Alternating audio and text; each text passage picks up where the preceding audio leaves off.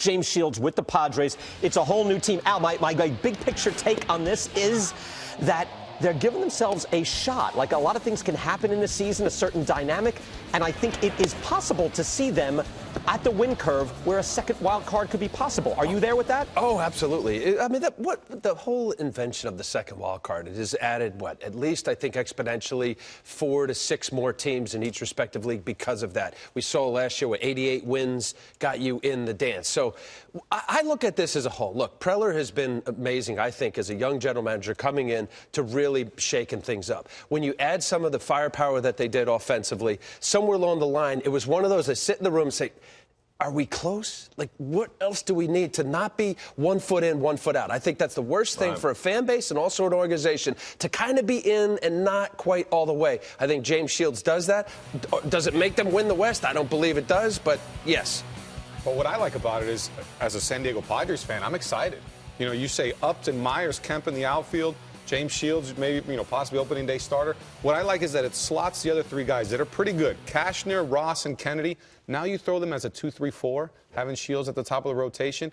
Hey, that's pretty formidable. I'm saying 77 wins last year, 88 got you a wild card. Yes, they're in that realm where they can catch that. As a Padre fan, you can't help but be excited. They're doing something. Yeah. They're bringing these guys in. They want to get you in the ballpark. But the issue with the Padres, to me, is not the pitching, it's the hitting. They had unbelievable pitching last year, and they were near last in every offensive category. So what do? Kemp, he's a question mark. The other guys they have, they're not sure things. So you can hold the other team to 2 or 3 runs, but you got to score more than 1 or 2 to win a few games. You know what? I look at it that the Marlins 3 years ago made their big moves, and it was like, oh, Reyes, Burley, Bell. I wasn't sold. It wasn't enough. The Blue Jays, I'll admit, I was sold. Like, when you diversify your portfolio enough, because that's what the Padres have done. They have so many different guys. You got 5 different guys who could be 3-win players. Well, yeah, certain ones are going to fail, but some are going to come through, right? So I kind of like that.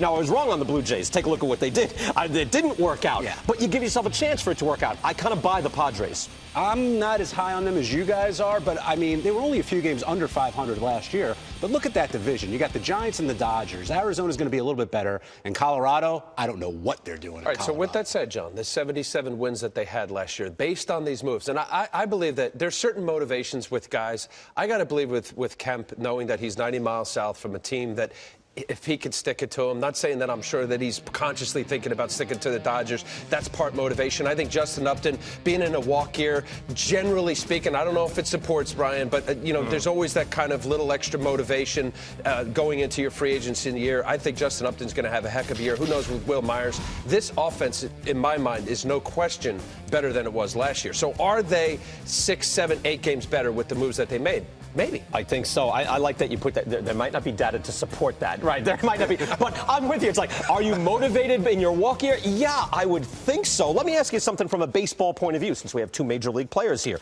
That outfield, as currently constructed, last time I checked, this is the doggone major leagues, and we got to field the baseball, right? And they can't. I mean, we just learned how valuable defense was in the outfield from the Kansas City Royals. That outfield is not a good defensive outfield. I mean, Upton is the only guy who can really field. Myers shaky. Kemp is a bad center fielder. We know he can't go near there.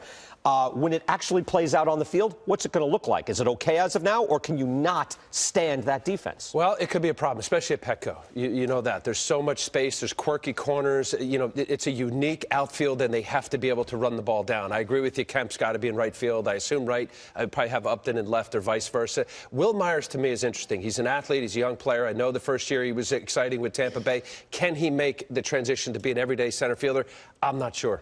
I'm looking at it as, what are they replacing from last year? And I think the deficiency in their defense will be made up with the offense. But I think for the Padres to be really good and really compete for that second wild card spot, the responsibility lies on Yonder Alonso, Jed Jerko, and whoever's going to play third, whether it's Will Middlebrooks or Solarte. Those guys can complete your lineup. You can have a solid 1 through 4, but if 5 through 8 are dead, you can't compete day in, day out. Well, and if you think about, too, the diamond up the middle, Derek Norris, I like. You talk about offensively, at least pick That's up. on base, man, yeah. Really nice, but, how does the middle diamond defense equate? to where you're trying to steal runs. The thing is, too, you can get Clint Barmas at short. You'd be great. You can put Cameron Maybin in center. You're great. But now you can't hit. So I think it's going to be a fascinating experiment of how much, I think center field, we tend to undervalue the vital component of defense. If you have we learned that with the Dodgers. Kemp out there, Mattingly was like, no. And, he's not looking at defensive metrics. He's like, no, you can't field out there.